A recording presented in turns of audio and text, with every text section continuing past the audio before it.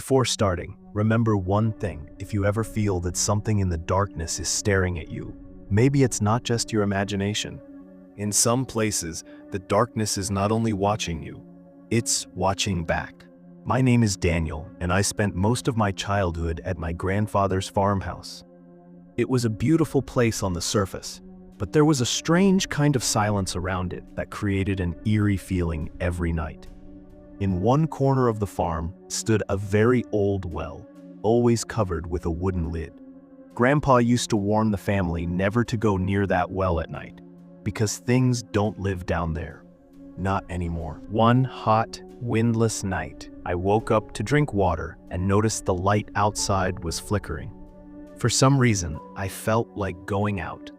As soon as I stepped outside, I heard a faint rustling sound near the well. At first, I thought it was the wind, but there was no wind at all. Slowly, I walked closer to the well and saw that the lid was slightly open, as if someone had just touched it. Suddenly, from inside came the sound, drip, like drops falling into water. Terrified, I leaned forward to look inside, and a shock ran through my body. In that deep darkness, two white, lifeless eyes were staring right at me. Not human, more like someone had lit up the eyes of a dead body. I stepped back in fear when I suddenly heard slow footsteps behind me. I turned and saw a tall, thin shadow emerging from behind a tree walking toward me. But its face, it had no face at all, just smooth skin, as if someone had erased all facial features. It walked silently toward me. I ran with all my strength and slammed the door behind me as soon as I reached the house. But one question kept echoing in my head. I never touched the well's lid, so how did it open by itself? The next morning, Grandpa said only one thing: "Daniel, if you've seen that thing, then it has seen you too." Even today, whenever I hear a faint rustling at night, I feel like that thing is still somewhere near me, and those eyes are still watching.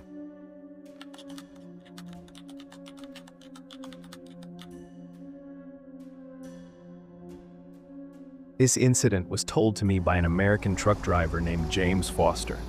He spent most of his job driving through deserted highways where there were no towns, no lights, and no sign of life for miles.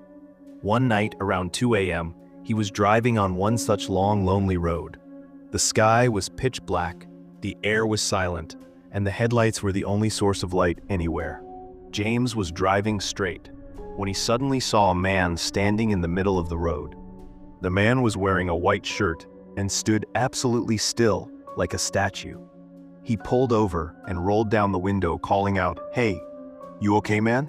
The man slowly lifted his head, but the face that appeared was not human. Instead of eyes, there were hollow patches of fog. His skin looked stretched, as if someone had forcibly distorted the shape of his face. Suddenly, that man sprinted toward the truck and began banging on the window with full force. Terrified, James sped away, not daring to look back for miles. When he finally reached a small station and stepped out, the guard asked in shock, "Did you bring someone with you?" 10 minutes ago, I saw a man in white clothes sitting on the back ladder of your truck." James ran to the truck, but no one was there. Yet in the mud, there were fresh footprints. So fresh, it looked like someone had just stepped down. Later, he learned that the road was known as Ghost Mile because years ago, a traveler had died there in an accident. Since then, even though the road is officially closed, some people still report seeing that traveler riding with them. James never returned to that road again.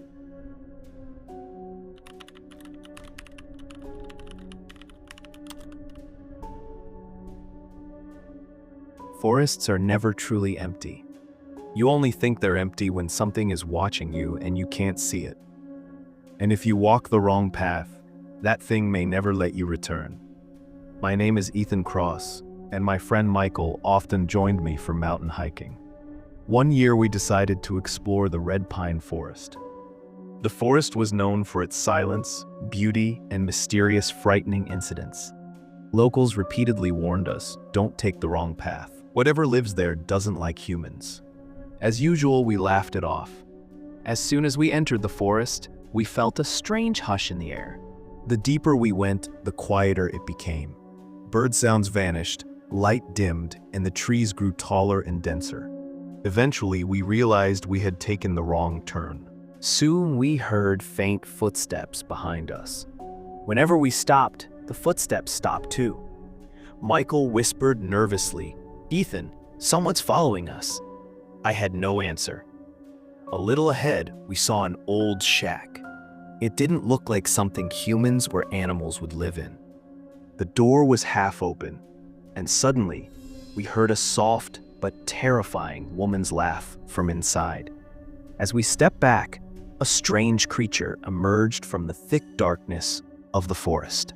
Its hands were bent backward, its hair so long it touched the ground, and its eyes were unnaturally huge, so big that the entire face seemed swallowed by them.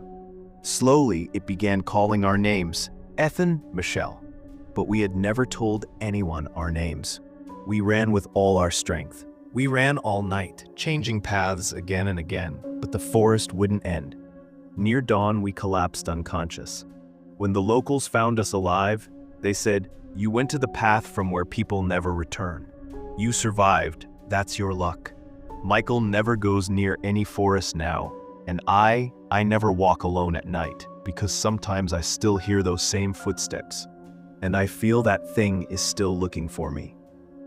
If you like such real terrifying stories, remember the world is full of mysterious incidents we often ignore. And if you ever walk through a place that feels too silent, maybe that place is waiting just for you.